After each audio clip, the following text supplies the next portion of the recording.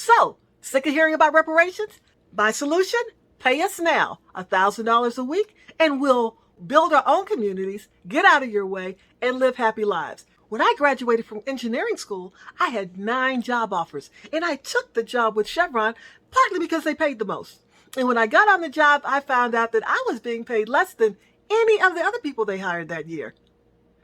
Was it because I was a woman? Was it because I was black? And after 2 years of successfully working on the job, my white male coworkers came to me and asked, "How can you stand working someplace where nobody wants you?" And my other white male coworker said, "Because if she only worked in places where she was wanted, she would never have a job." So much encouragement by my coworkers. And that's what black people have been experiencing since I can remember.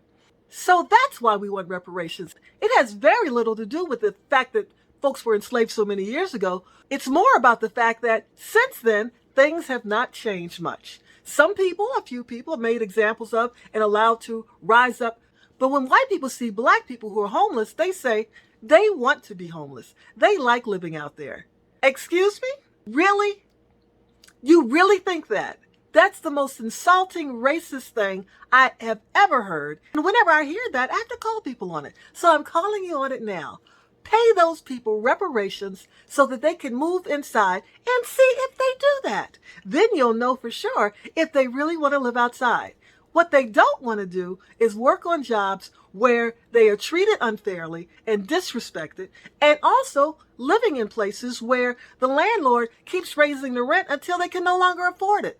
In Los Angeles, during the 1940s, black people owned property until California created a law that said that no black people could own or rent inside Los Angeles County. So all the black people who owned property were put out onto the streets. And that really started Skid Row. Did you know that a lot of people on Skid Row actually have jobs? They just can't afford to find a place to rent or buy a home, so they live on the street and work in the garment district.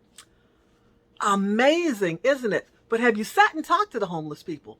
They are people who have been abused by the system in this lifetime, and it's a carryover from slavery. So that's what reparations is for, more for the people now who are suffering from current racist behavior by people with white privilege.